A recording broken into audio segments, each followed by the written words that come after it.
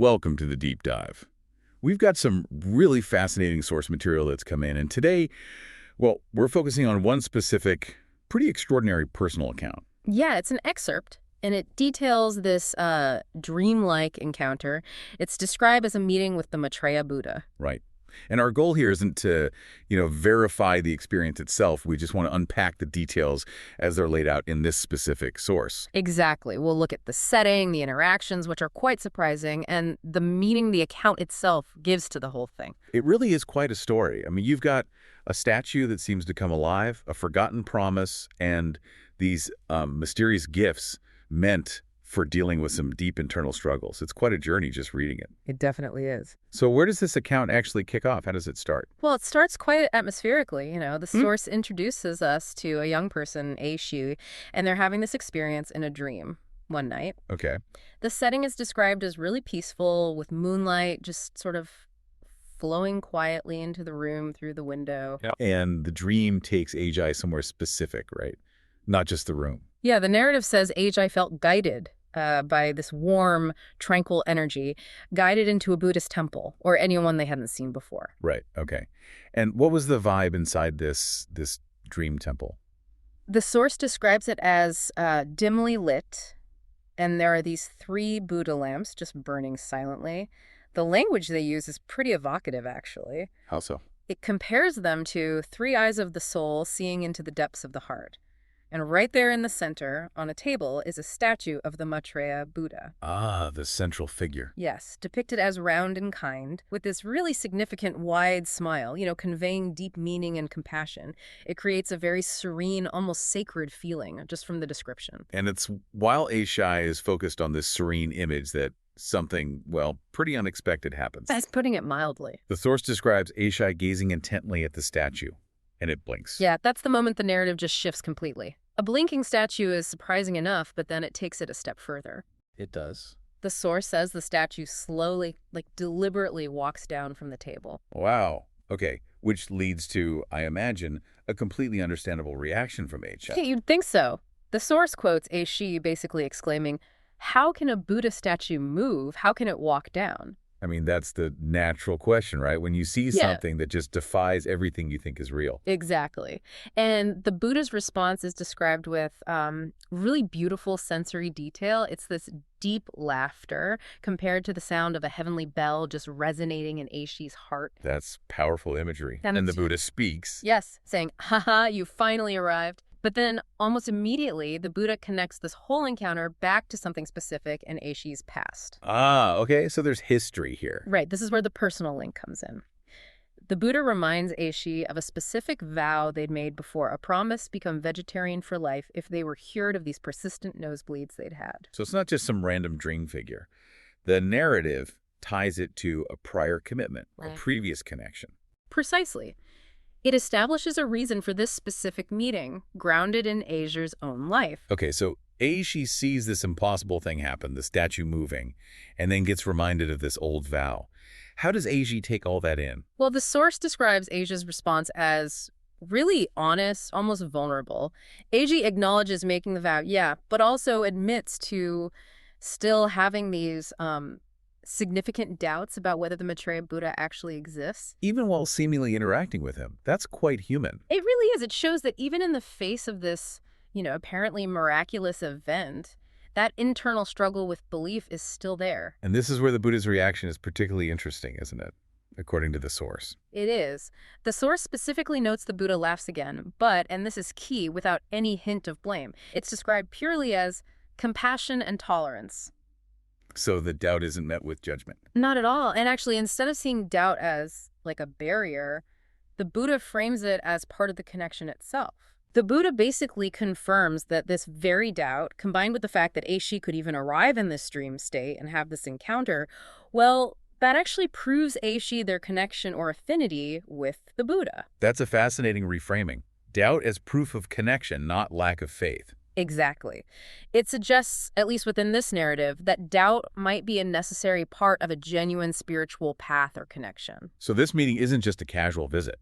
The Buddha has sought Aishi out for a reason tied to this established connection. Yes, and that reason involves giving gifts. 3 of them, specifically called secret treasures. Secret treasures. Mm. And the source is quite clear about what these treasures are for, right? They seem aimed at inner challenges. Very much so. They're intended to help Aishi conquer not just their own, but also others' 3 poisonous heart demons. 3 poisons, I recognize those. Right. The source identifies them as greed, and ignorance or delusion. So it connects the spiritual encounter directly to these, universal human psychological or maybe spiritual struggles. So the mission, then, is to use these treasures to tackle these core negative states, both within Aishi and potentially helping others, too. That seems to be the hope the Buddha expresses. That by aligning these treasures closely with the Buddha's power, Aishi can fulfill this mission, helping resolve these inner poisons and become a true secretor person, someone deeply connected or aligned. Okay, let's get into these treasures because their descriptions sound quite unique. The source says the Buddha takes them from light, speaking in a low, solemn tone. What's the first one? The first is the Secreta Heavenly Gate Aishi. Its function, as described, seems pretty profound. It allows for a direct kind of mind-to-mind connection with the Buddha. Okay, direct link. But it also has this outward function. It can apparently open the heart gates of others, letting light enter.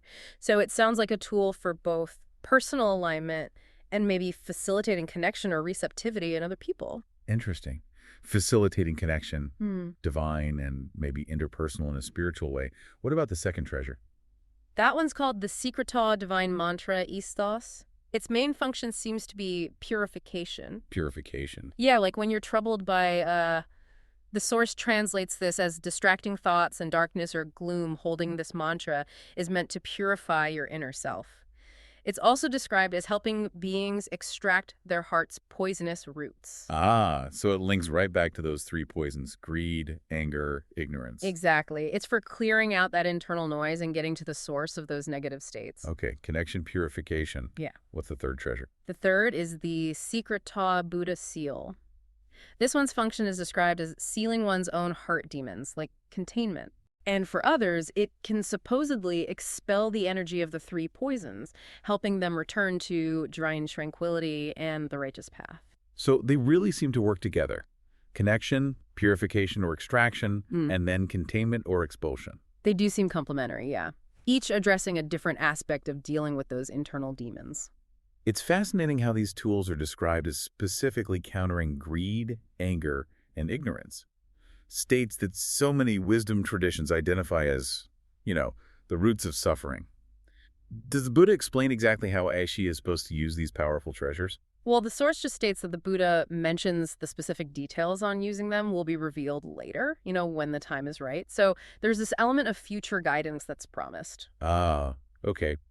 Bit of a cliffhanger there. Yeah. And then the encounter starts to wrap up. Yeah, the Buddha indicates it's getting late, time for Aishi to return, and the figure of the Buddha apparently transforms into this soft light, which gradually fades away in the dream. And the setting. The temple lamps are described as flickering slightly as the light fades. A nice little closing detail. So Aishi wakes up. Suddenly, it sounds like. Yes. The source describes Aishi waking with a pounding heart. And the room is quiet again, except for that same moonlight that was there at the start of the dream sequence. And the immediate feeling isn't just, oh, weird dream. Aishi is deeply affected, left with a pretty big question. Absolutely. The question is really poignant.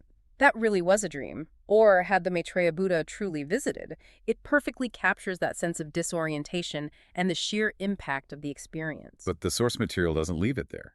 It offers Aishi's later thoughts, moving beyond that initial confusion. Exactly. As Aishi reflects later, the feeling becomes less like it was just a dream and more like an akosakyugo, which is something like an ineffable sense or maybe a calling. And the source itself explicitly interprets this, suggesting it wasn't just illusory. Right. It's described quite definitively, not a dream, but a soul calling. And importantly, not just some fantasy, not so, but the siya, the actual start of a siya or secreto journey. So the source frames this experience as a beginning, not an isolated event. Precisely, a point of initiation. Which leads into the source's final reflective thoughts, those that sort of generalize from AG's specific account. Yeah, these offer a broader way to think about these kinds of profound inner experiences. One idea presented is that every dream could be a letter from the spiritual realm. That definitely gives more weight to our inner lives, doesn't it? And then it comes back to just how unusual AG's experience was described. It does. It highlights that when your narrative involves a divine figure stepping down from a statue, smiling, interacting with you well, the source emphasizes. That's described as being more than just a dream. So how does the source ultimately suggest we might understand these kinds of experiences? What might they represent? The conclusion offered is quite powerful.